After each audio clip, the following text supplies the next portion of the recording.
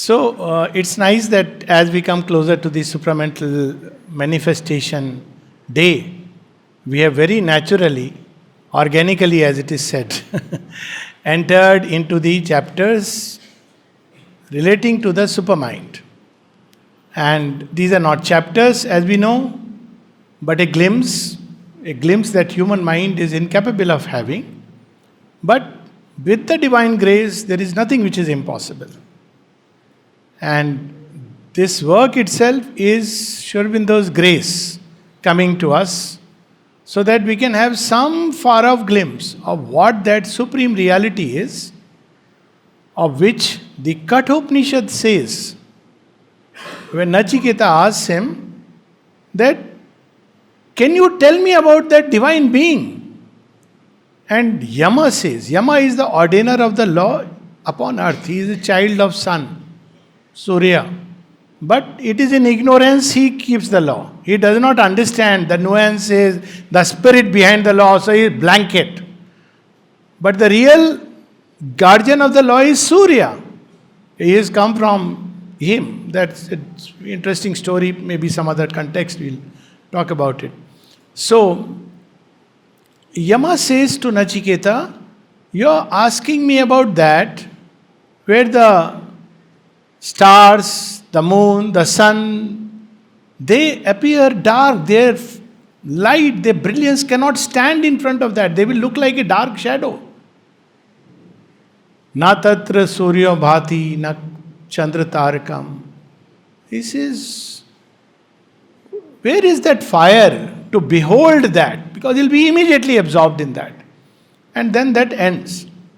But all these questions that have been unanswered or partially answered, Sri Aurobindo, they were waiting for Sri Aurobindo to come and take each answer to its ultimate possibility of perfection. So one of the key aspects, because when we speak about supermind, while being in the mind, it is, and even up to overmind is mind as we know, it is like a monkey trying to talk about a human being. So he can look at the computer, see the fingers, find an exact correspondence, but does he really understand? Like the AI can make very nice poetries, he can write hundreds of poetries. Does it really understand what it is writing? It's just gathering information, putting them together meaningfully, but there is something else which it misses. And we'll come to this example in a moment. For example, someone asked the AI to write an essay on Swami Vivekananda. Few minutes, I don't know, few minutes or few seconds, it just got a lovely essay. So the question was put again, write another essay on Swami Vivekananda. It could write within a few minutes. Nearly some, I forget the number, but definitely 15, 20 essays. And it could go on writing. If you ask, it can go on writing a new essay. But does it know Swami Vivekananda? That is one of the difference in the knowledge that is there in the supermind and the knowledge that is there within the mind. Mind picks up information and it puts them together, pieces them. Based on this information, it derives an inference and it calls it knowledge. And it builds a system around it, calls it philosophy. And it believes it is right till some observation enters into its canon, completely demolishes it. So then there is a new philosophy. Then again it is demolished, another philosophy. So mind advances like that from ignorance to a lesser ignorance, to a still lesser ignorance in pursuit of knowledge. But for supermind, it is knowledge to knowledge to knowledge to knowledge. How does it happen? We can take an example. Before these examples, the key element in understanding Sri Aurobindo has given us the twofold Maya, the lower Maya and the higher Maya. This knowledge was there in ancient Indian thought. They were aware of the supermind. It's there in the Vedas. But what is the difference between that and manifestation? We'll come to it now. But this knowledge was lost over a period of time when this word Maya, which originally meant delimiting the illimitable, because it is illimitable, but if many have to come out, there has to be some means by which you bring out different aspects. So there has to be some power which does it. Otherwise, everything is there in divine. And if it has to be done randomly, then things can come out. For example, if it was a infinite cosmic mind, as mind we know, which is bringing out everything from the infinite, then what will happen? The tiger will walk into the home, coolly sit there, and poor Lakshmi should not have been standing so long in front of Lakshmi, I mean the elephant, not Lakshmi Devi, who was standing in front of the Ganpati temple. She doesn't know that she has to just remember, I am much stronger than this guy. But she was always blessing all this, living within limits. So this limitation is not just of form, but of everything in its whole movement. Otherwise, imagine the chaos if just a mind ignorantly was bringing out possibilities. There is a serpent, it begins to fly. Everything is, because then it's infinite, everything is possible, because we want divine omniscience to do anything and everything. But there is an order we observe in the universe, a process. Elephant doesn't turn non-vegetarian. Imagine if it turned non-vegetarian, what would happen? They live within their own places. They have their own cycle, their own movement. And yet, within the limits of this movement, we can observe something that is infallible and accurate. We used to hear a phrase in Hindi, Ajgar kare na chakari, panchi kare na kam, Das Maluka, whoever he was, keh gaye, sabke data ram. The python does not work, and the bird does not engage in any activity of job, and yet they are looked after by the Lord. But just imagine, nobody taught this to the python that don't worry, you lie down wherever you are, food will come to you. And sure enough, once in a month probably it takes you, the rest of the time it has to digest. Somewhere food comes. And this fellow says, yes, thanks to Dataram. It eats it.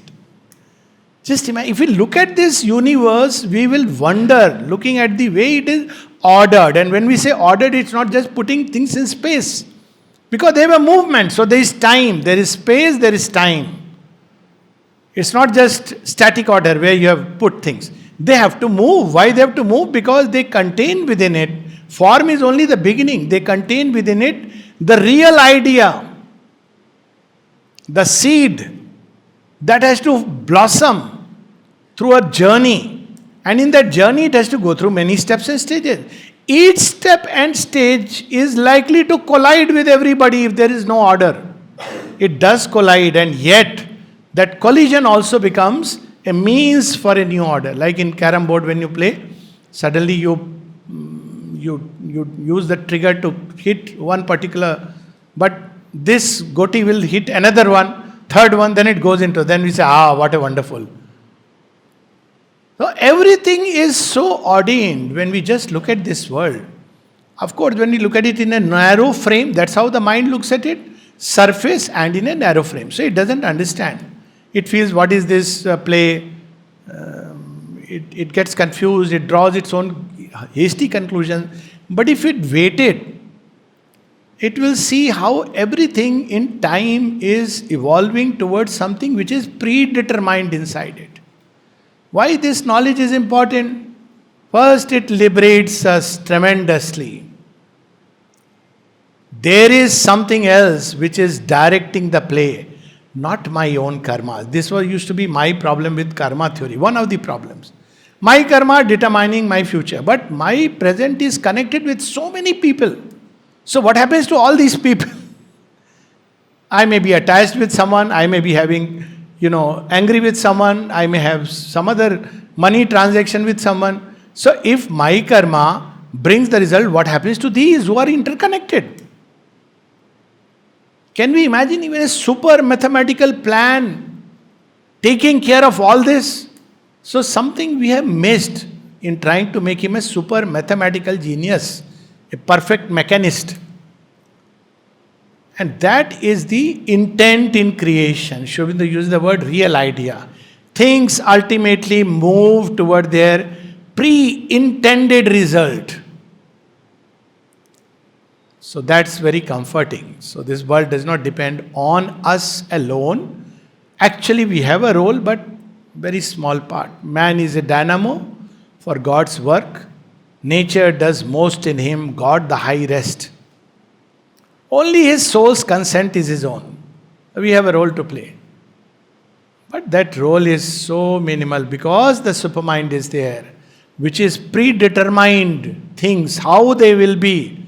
Therefore, there is hope. So first thing it brings is hope. That's why Ch.14 gives hope. If it was left to man and his karma, as some people say, God created a perfect world, man messed it up, then it should have been totally messed up long, long back. But somehow, slowly the light rises greater in the east, grows greater in the east. Somehow it is happening. That somehow is because there is the secret supermind. We can draw such images to understand. So there is another image where we can understand higher and lower Maya. So what is higher Maya? Which is aware of the plan of oneness behind. And there will be 3 stages, just to make it, we'll read about it subsequently. First, all the actors come together in the green room or before the play begins. Everybody is told this role you'll do, this role you'll do. And what are these roles based on? They are based on something other than what the people watching are going to perceive. A person chosen to play the role of villain is not chosen because he is villainous. He is chosen because perhaps he has a robdar voice. He has a voice which can, make people feel afraid. But this robdar voice has to eventually transmute into something else. But it is not at all based on what we see. So the first step is where all the actors know each other. Okay, we are going to play a role. Name of the play, Mahabharata. Okay? I am reminded of a funny incident where once I played the role of Draupadi. Because no girl will play the role of Draupadi Chiraran. So they caught me and I asked them, what are you going to give me? They said, Rajbhog. I said, okay, done. So I stood with all the entrapments of Draupadi till my parents came to see and they said, what? Munna. And I ran. Where did I run? I ran to the organizer's house and said, where are my Raskadam? Give me soon, Rajbhog. Because my only intent now was pick up the Raskadam and run home. I don't want to be... So even while I am playing the role of Draupadi, and people were everybody does. But I knew that I am not this lady standing here playing this role. All the time this awareness is there. So the first step is distribution of roles. All are good. In that role, somebody who was acting like Dusashan was my very good friend.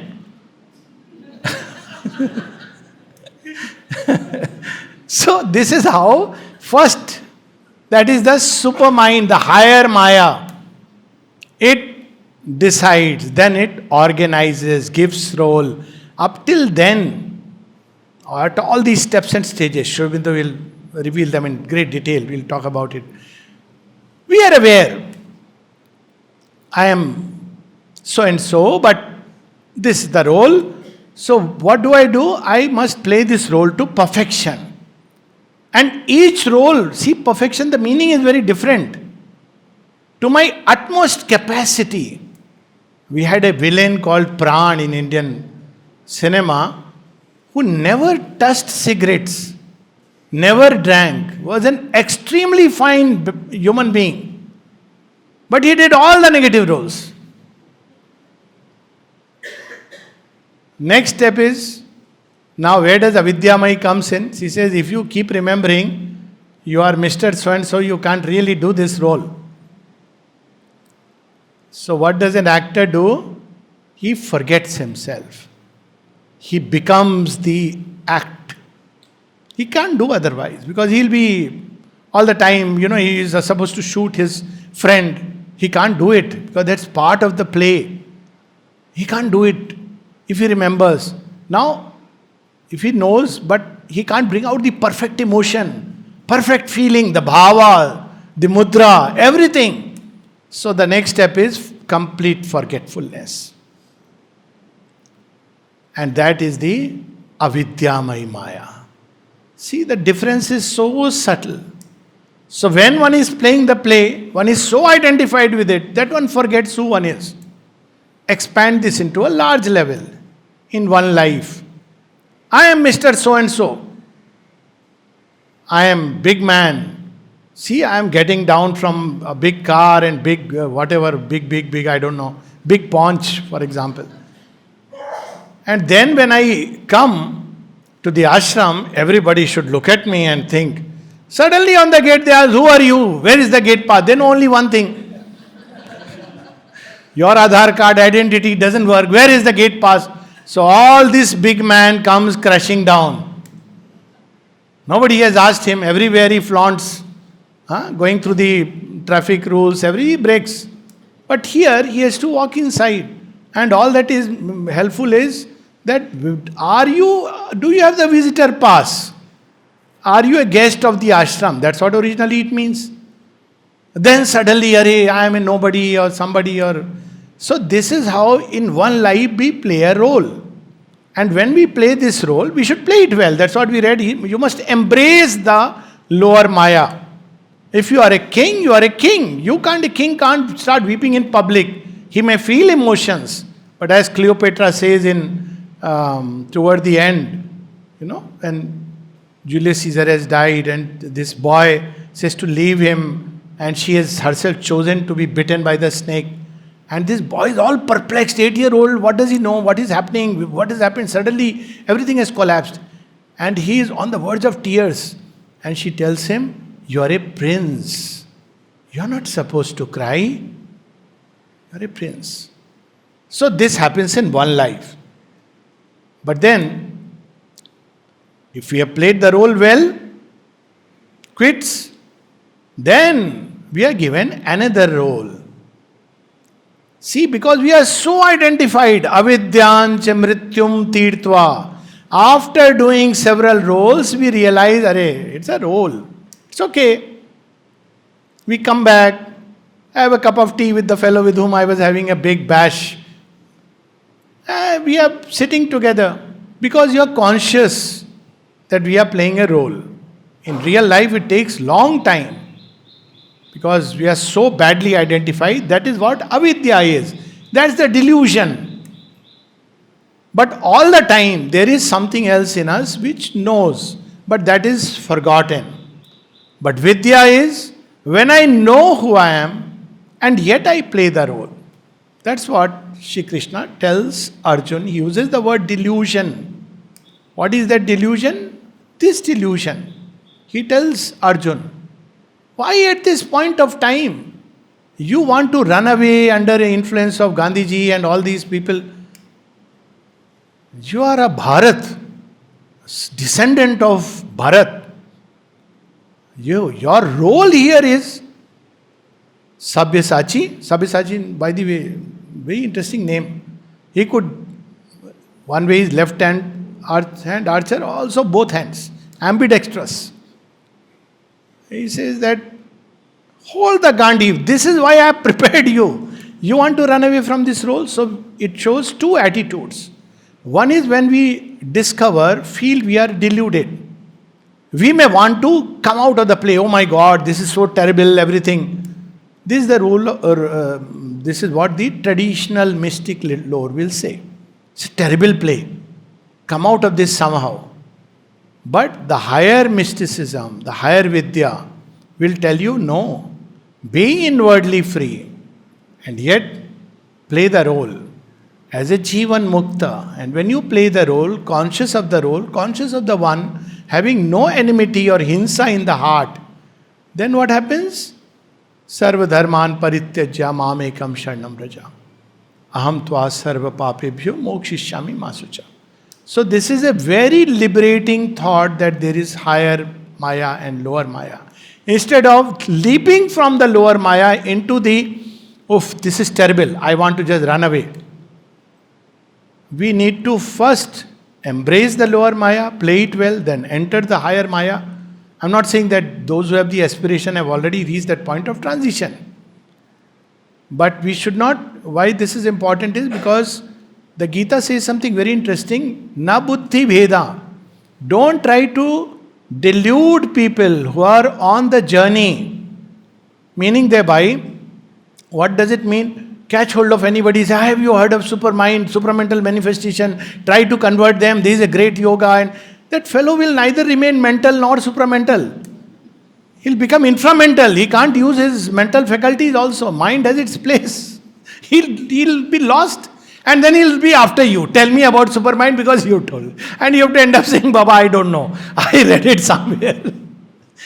So this doctrine means step by step, stages by stages, we become ready to go beyond this veil of avidya which deludes us. Like Arjuna is deluded at one point of time. And at the end, what does he say? He says, Nashto moha.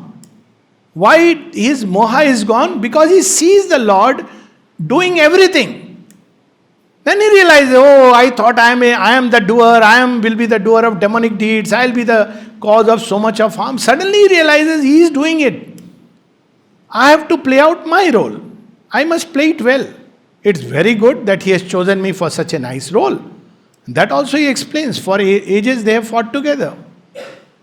And there is a role Duryodhana has to play, but none is condemned. Today's Duryodhana is a potential tomorrow's Arjun.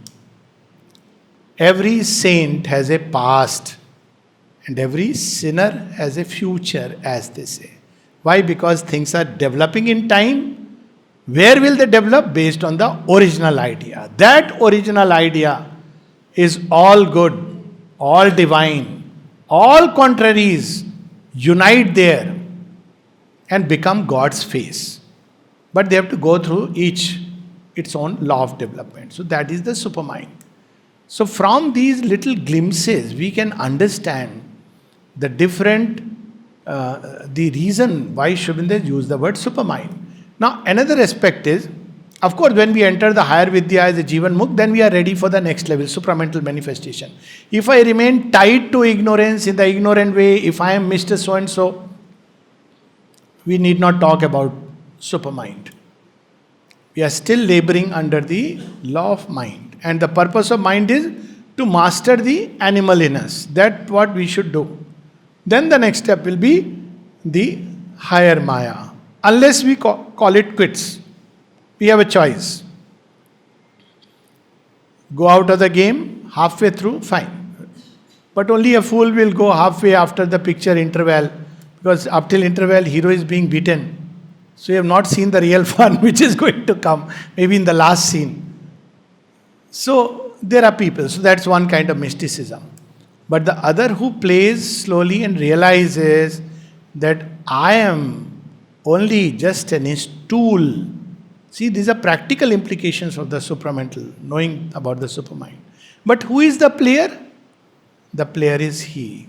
A very nice Urdu couplet. Aisa chatur khiladi. He is the player behind every mask. Then who wrote the script of the play? He is the author of the plot.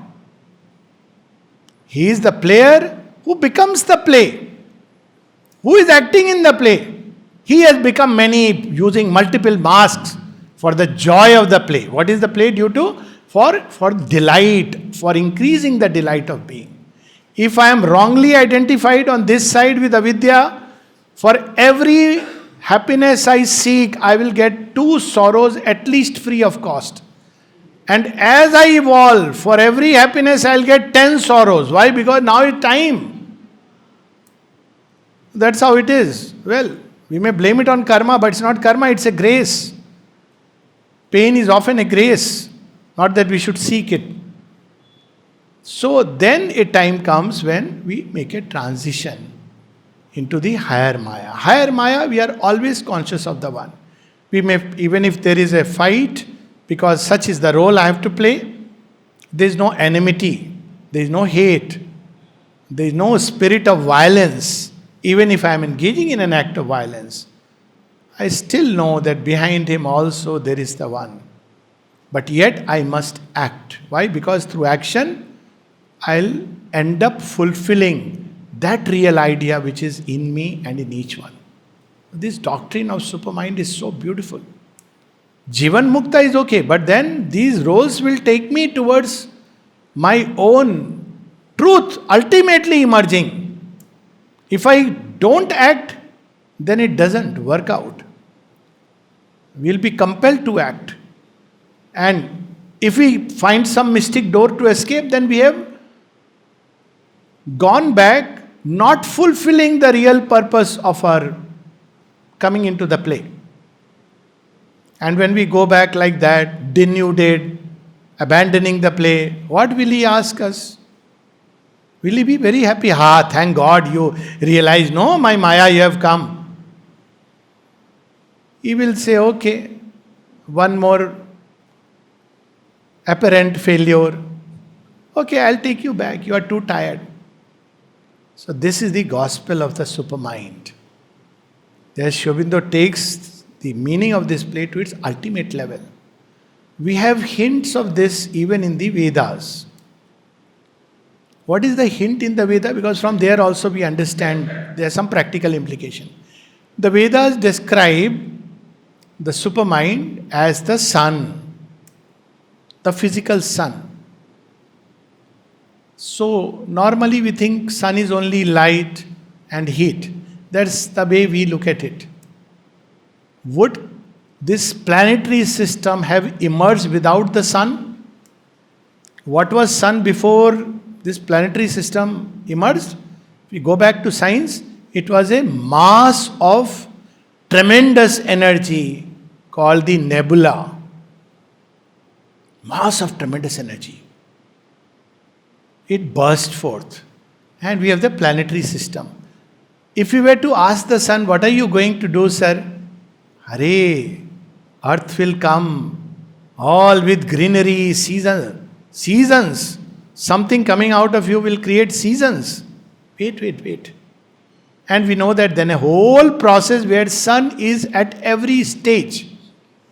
So it's not just a vision, but also an action. Supermind is vision and will together. What it sees, it executes. But mind we know. Today morning I decide, and not even tomorrow morning, tonight I forget. Like that famous sadhak. Oh, stopping cigarette is very easy. So easy. I do it every night. I stop cigarette. It's so easy. So like that. But supermind as the creator is vision as well as will. And everything that has emerged. See, that's why we are so worried. Now we talk about global warming, the rays of the sun. Just look at it, that could not have been but for the sun and its varied relations. As earth rotates slowly, it becomes cooler, and there is water coming from that tremendous mass of heat and light. And then out of water, life begins to emerge. The seasons come, all becomes green and brown clad body of earth. And then we emerge somehow and we think we are the creators. That's a different story altogether. So this is a beautiful symbol. Sun sees everywhere and in all things. And it not only sees, it also reaches out. So the supermind is all pervading and all comprehending. That's how somebody asked in that question that where does Where is God? So, light a candle. Tell me where is that light? It is everywhere. On all sides. It may be dim in the corner, it may be brighter nearer, but it is everywhere. So the sun is all pervading. Supermind is all pervading. Moon, the spiritual mind, no. It has a relation only with our earth. It has a reflected light. So the mental consciousness cannot be all pervading. It can open to the light even in intuitively, it can receive intuitions, it cannot be all pervading. But sun, I'm talking of example within a solar system. These are all analogies. It's all pervading. It's all comprehending. Something of the sun is in everything because everything is emerged from that mass of heat and light. So it is there in everything. Another thing which they said, very interesting, or even before that. So how do we go near the sun? So Vedic Rishi said there are two ways. We have to learn to bear the heat, isn't it? Very simple. So how do we learn to bear the heat? By learning to hold within us all the energies in a tapas. What happens when we do that? It comes from the word tap. Not throw them away, this or that activity. When we learn to hold the energy, it engages in tapas. And we can do it even during action. That's the beauty. So there is a tapas. So when there is a tapas, we learn to slowly become ready. But if we don't engage in tapas, God has plan B. Plan B is either do yoga or have roga. On the way through bhoga, premature bhoga leads to roga. Ultimately, tena tak tena bhunjita. This world is made for bhoga, but bhoga in the divine sense, for ananda.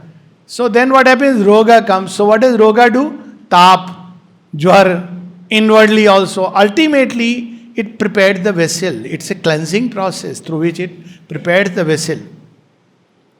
So there is these two preparations. Of course, man should choose the way of the tapa that way. Tapa and surrender will come to it later. So this is the second thing. We have to be prepared to receive. There has to be the right distance. If we go too near, we burn away. If we go too far, life cannot blossom. Then there is the third thing, third analogy, which is given in the Vedas. So Vedas have used a word Satyam, Ritam, Vrihatam. Truth, right, vast. So what is that truth? Truth is the real idea in each one of us. We don't know it. So we wonder why has divine chosen us. There are many better people. Honest evaluation. Because he doesn't go by our surface evaluations, thankfully. He sees the truth inside. Mother speaks of that. She says that I see that little center in your heart. She does not select or whatever. Everybody is selected. I mean, for an immediate this thing, based on anything outer. That's how Arjun says, why you are giving it to me? You gave to Vivaswan. Now you are giving to me. See, sir, some mistake you must have done. Vidur is he knows. He is a Mahatma. And Bhishma, my God, I can't even imagine taking a pratigya like him. There are so many seers and sages. Why you are giving to me? I am a very, not that strong a character. Maybe I am multifaceted and a good archer. And then what does Krishna say? He says, you don't know something about yourself. What is that something about himself? He says, together as Nar and Narayana, we have fought the battle of the ages.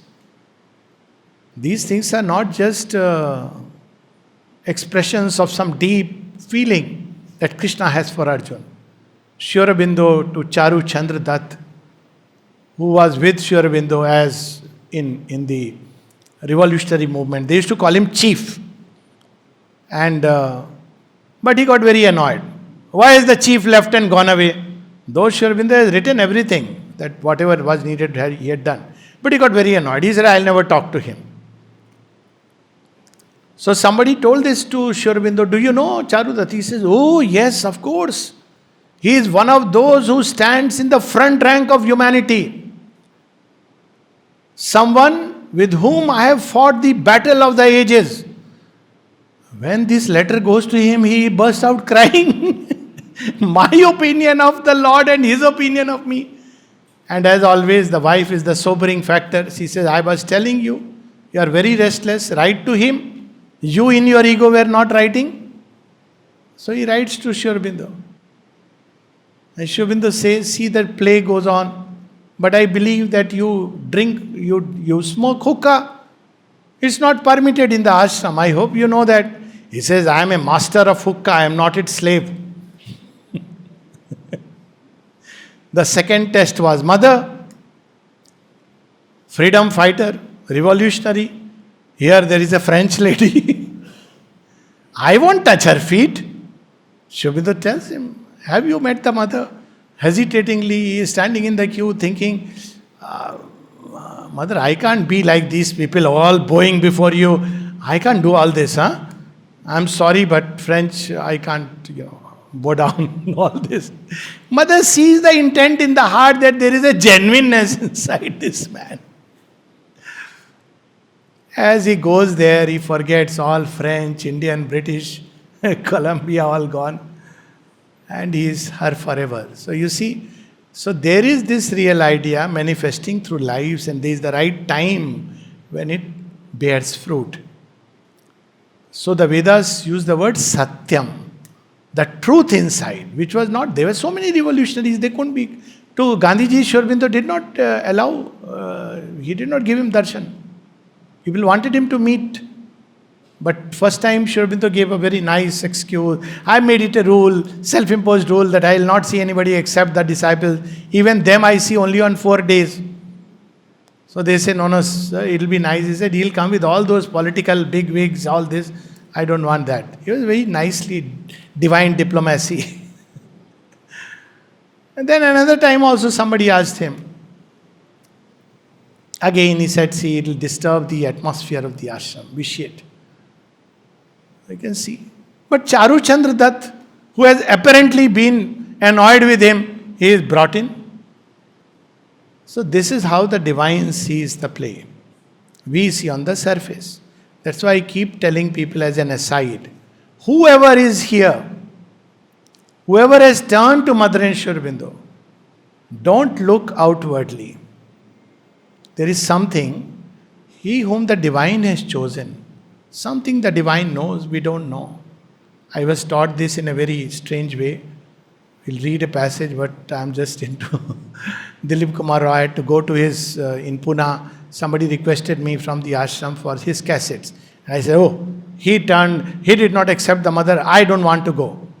But then it was ashram work, so I had to go. So I go there, still that's shrinking. Suddenly, Sri Aurobindo opened a door inside. He said, see, you love me, isn't it? I said, of course. I love him. I have accepted him. I said, oh my God, what was I doing? It opened a door inside. He whom the Lord has accepted, who are we to? So it changes that is truth. Truth is not my surface personality, my momentary role, all these things. Satyam. Rhythm. Each thing is ordained and ordered in a certain way. That is the rit. Comes from rhythm. There is a rhythm of the divine that has set things into motion. The more I deviate from the rhythm, the more my life becomes disorderly, chaotic. Because I have deviated from the rhythm. From now to bring it back to the original rhythm, there has to be a greater chaos. Because I am happy with that chaos and the divine has to bring me back. So there will be another kind of chaos. That's what we see in the world. So deviating from that original will which has preordained.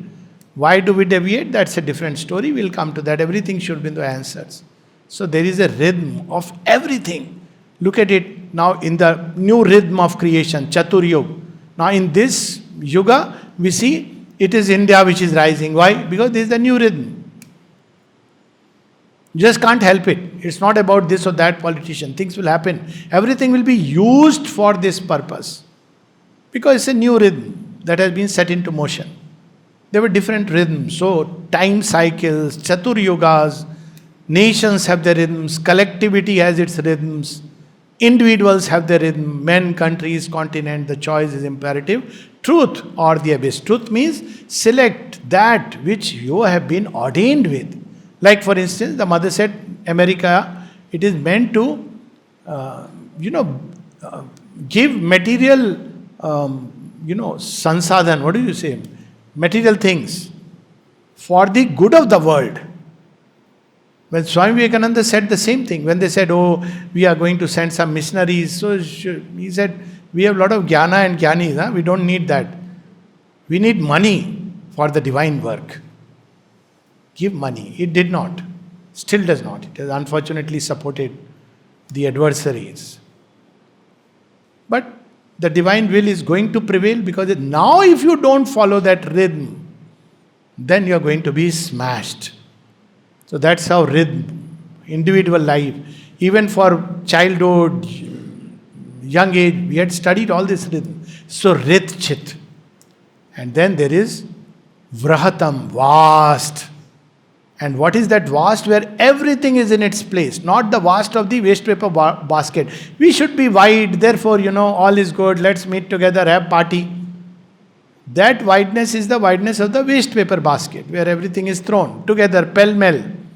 Wideness is not confusion. Look at the sky, vast, vast, vast. Every star in its right place.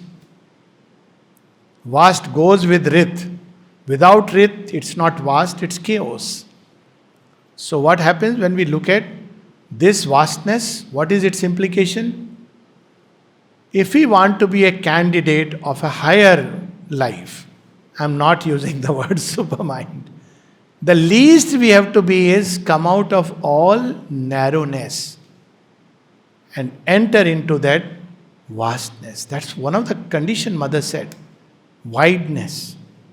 Secondly, because we have to follow the movement of the divine rhythm within us, we have to have plasticity. I cannot say I'll remain stuck in this activity. Why? Because my parents wanted it. Why parents wanted it? Because my grandparents wanted it. I have to follow that inner leading, plasticity. Of course, if I can have the divine command, wonderful. But that inner unfolding of truth. So vastness, plasticity. And third, truth, satyam, now in the reverse order. I must listen to this truth which is in my heart. Why the heart? Because one of the descriptions of Supermind is, and it's very beautiful, it is seated in the heart of every creature. It is hidden in the atom. It burns in the stars. This whole world, everywhere the Supermind is there, even in the atom. Why? Because otherwise the atom will not obey. Everything in this world is preordained. By what? By the Supermind. And it just doesn't just say, okay, it is always there behind, even when it allows a certain degree of freedom in human beings. That's for a different reason. Yet, it is always there behind, and because of this, whichever way we may go, not that it should be an excuse for that. Actually, we cannot go beyond a point. Because the Supermind is there, there is hope. I just couldn't help, I just flew with the... But we'll read at least one passage, then after the break we'll read passages.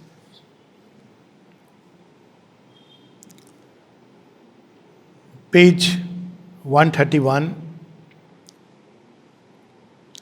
A principle of active will and knowledge superior to mind and creatrix of the worlds is then the intermediary power and state of being between that self-possession of the one and this flux of the many. We can not only infer and glimpse that truth, but we are capable of realizing it.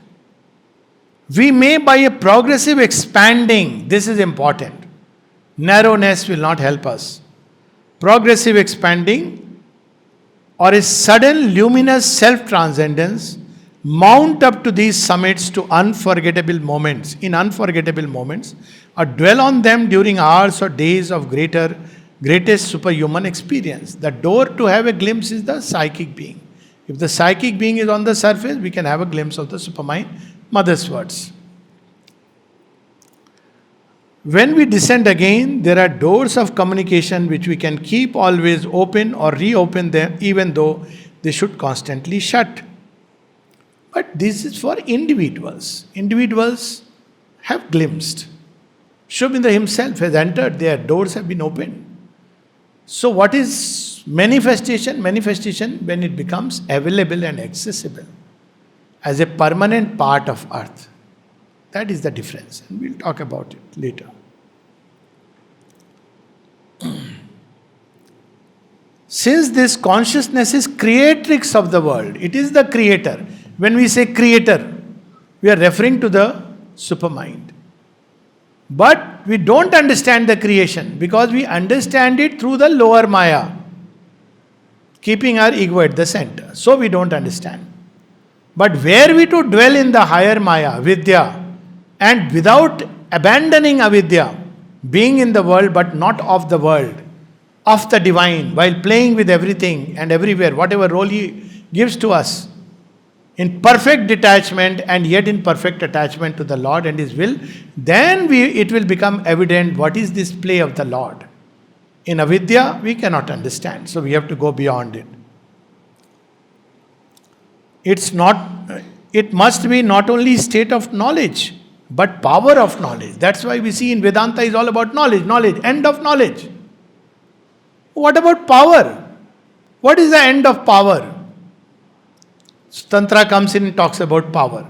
But at the end it says this power is only to release you to the Lord. Why? Because you see the lower Maya, then the moment you go to the higher Maya, it is beyond is the Lord and you go into it. But the higher Maya belongs to the Lord. It is the Lord in active operation.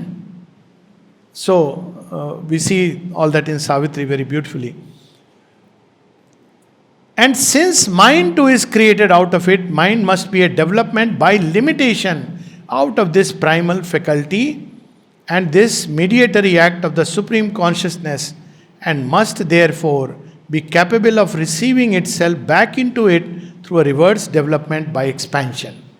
Mind has come out of supermind and therefore it can go back by a reverse process. Mind is a narrowing down and a forgetfulness.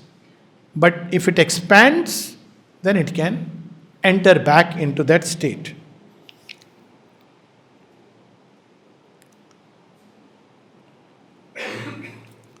Okay, one more sentence, then we can stop.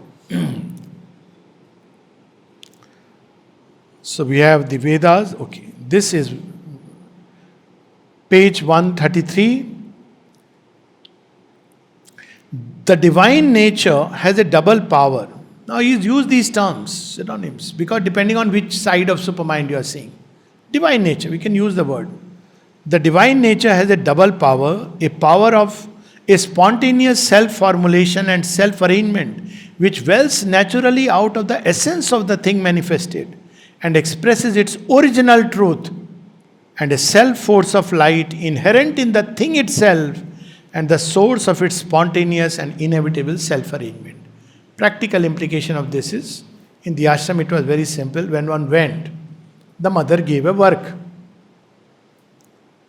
If you say, mother, but I am highly qualified. Somebody asked Ved Prakashji in the dining room.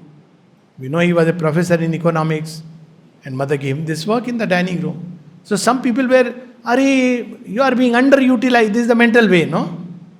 You are being underutilized. You are a professor. You should teach economics. That economics does not apply here. This is a different economics, the divine economics. So he said, the mother has given me the work that is just needed for me. And so on and so forth. So in the ashram, the training, that whatever work mother gives, take it as a grace. In the present context also it applies. If you come to the ashram, be ready to receive whatever work is given. Because that's what it means. It's a training. In life also it applies. Wherever we are, whatever role we are in, don't complain, grumble. Play that part well, and when the time comes, you will shift. Because that's how life unfolds. So there is a spontaneous welling based on a law of truth. We don't understand because we are covered by avidya.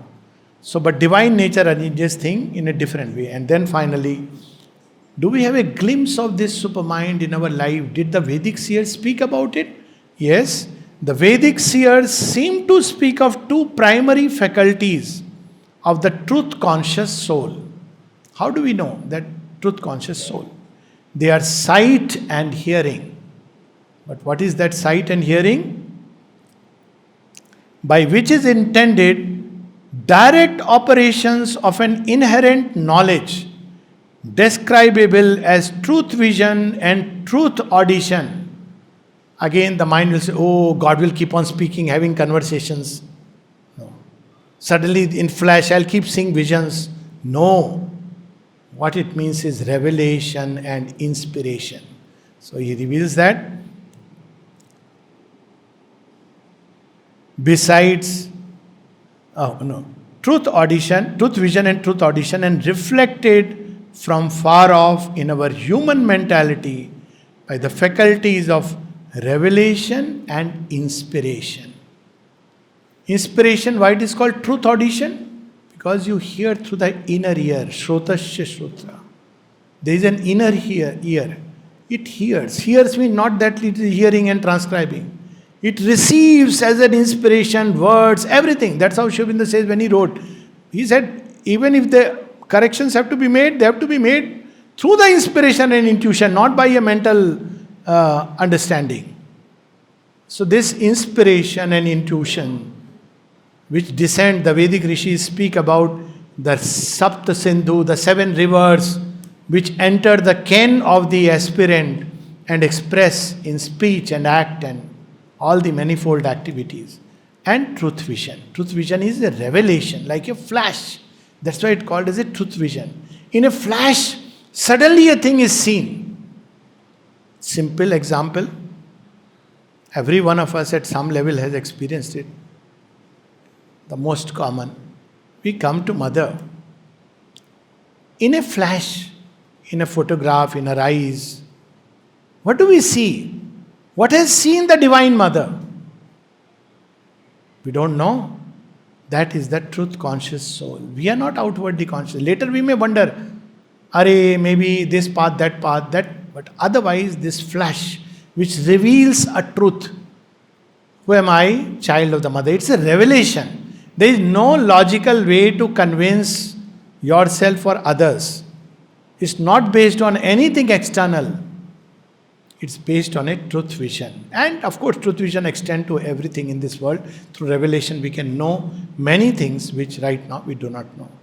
So we'll stop here, come back after 10 minutes and we'll continue.